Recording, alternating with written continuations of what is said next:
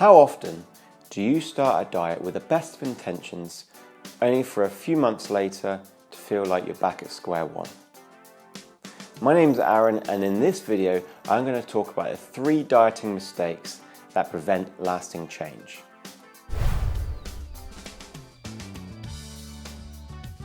When I see new clients, one of the most frustrating things they come to me with is their experiences of dieting in the past. This experience of yo-yo dieting, of going one diet after another. They just want it to stop and they want to have lasting change.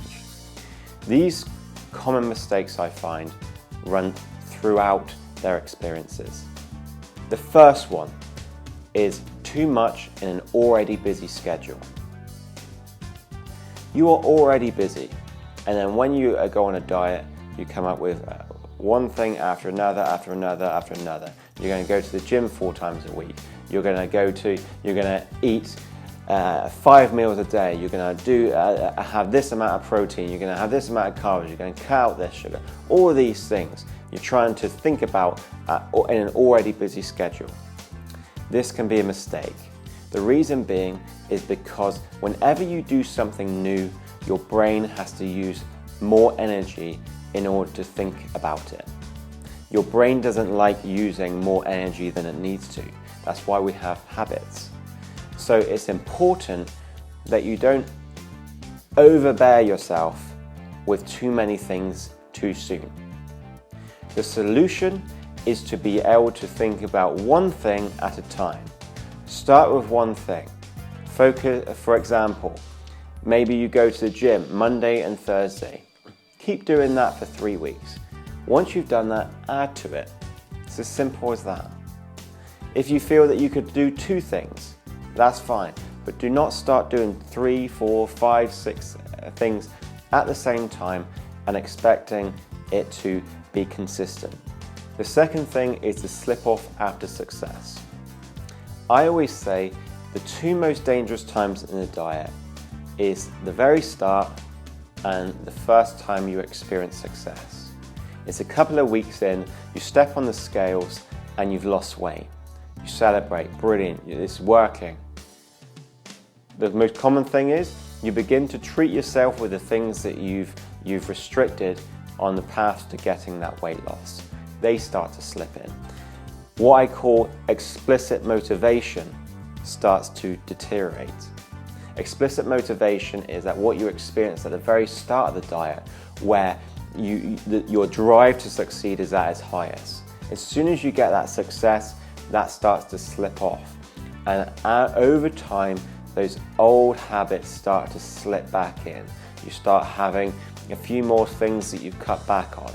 Those trips to the gym start to slow down. See these points as data points. You step on the scales, you measure yourself, they're data points, not meaning points. You want to track what you're doing, but don't place meaning on it. If you've lost weight, brilliant. Continue what you're doing to the point where you start to feel content with where you are at. Once you get to that point, the whole idea of a diet is not for it to be permanent. You want to be moving towards a point where it is not the case that you are on a diet. So see these points as data points until you get to the point where you are content with. Before I talk to you about the third point, be sure to subscribe to my YouTube channel where I post regular videos on how to improve your health, fitness and well-being. The third mistake is ambiguous outcomes. Now, in the solution for the first mistake, I said to look at behavioral goals. These are goals that are you can very definitively see you doing them. If there was a video camera, you see you are doing them. You're going to the gym, you're eating more salads, for example. The ambiguous outcome is where an individual says, I want to lose a few pounds, or I just want to get a bit fitter. They are quite ambiguous because you can't say for sure whether you've achieved it.